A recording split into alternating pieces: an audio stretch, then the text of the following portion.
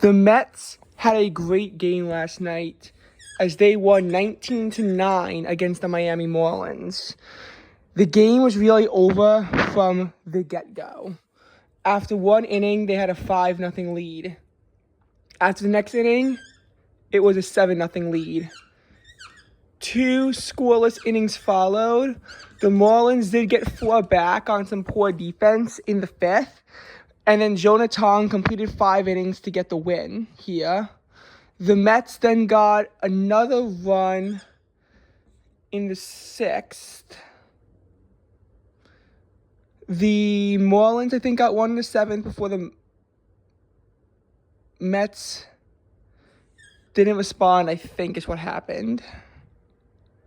Actually, no, I think this was scoreless. I think they both scored 1 in the 7th.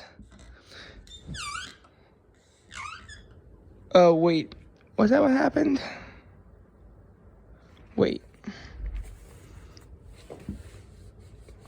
4, 6, 7. I think this is what. 5, 6, 7, 8. I think this is what the scoreboard looked like. So again, not totally sure.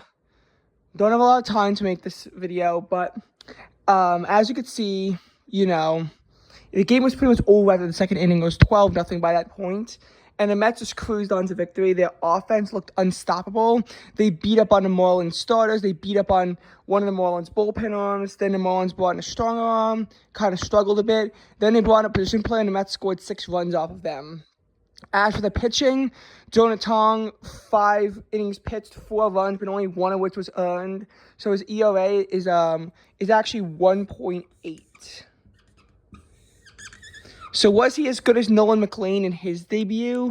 No, but Jonah Tong still had a relatively good debut and still earned the win, even if he got a ton of help from his offense. Something that Nolan McLean didn't get. He got the win. He only got 1 run of support. He had to be pretty much perfect to get the win. Tong had a lot of room for error. Out of the bullpen, Helsley actually looked pretty good, which was a pleasant surprise.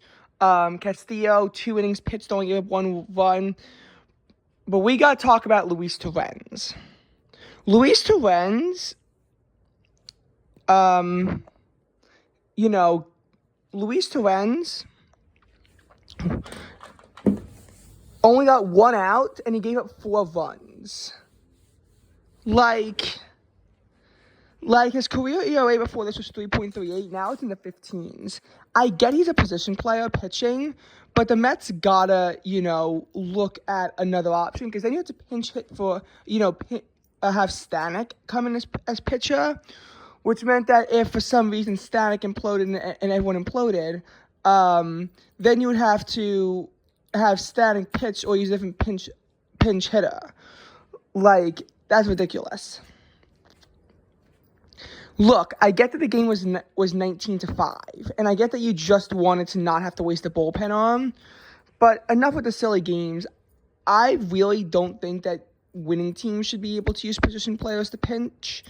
Losing teams, it makes sense since, again, you don't want the deficit to get any worse. Like when the Marlins were down 13-5, absolutely, use a position player to pitch because it's 13-5. You have no realistic chance to come back. It's already the 8th inning. So just why not surrender the runs and embarrass yourself further, but this way you don't have to waste a real bullpen arm in an unwinnable blowout. But when you're the winning team, you have to be careful. You probably haven't used as many bullpen arms because you probably got more length out of your starters. Again, I know that this is a bit of a different case since you actually did use quite a few bullpen arms, but again, you want to be more careful here because you don't want to give the Marlins any chance of coming back into the game. And Torrens allowed a 2-run home run, and then he allowed a bunch of other base runners. He actually allowed a triple for the 4th run. So there's a runner on third with 1 out because he only got one out. Stanek was able to strand them at third. It could have very easily become 19-10, or if Stanek had allowed a hit, possibly even worse. So, and I get that the chances of the Marlins coming back were very low, but now you have to burn Stanek in a blowout. I get Stanek was a low-leverage reliever, but that's another guy that you don't have now. You could have used him from the start, or alternatively, since you had used Castillo for 2 innings, you could have just let Castillo go back out there and have a save opportunity. I don't know why Mendoza decided to get cute, but it blew up in his face. And I really don't think that he should have used a position player here. He should have just let Castillo go back out there and get the save, which was a bit unacceptable. And look, this could come back and hurt the Mets big time. Now that Torrens is pitched, you probably have to have Senga, a weaker bat, come out there tomorrow. Stanek's confidence is hurt since he was literally brought in there to relieve Luis Torrens. So that likely hurt his confidence, even though Stanek sucks anyway.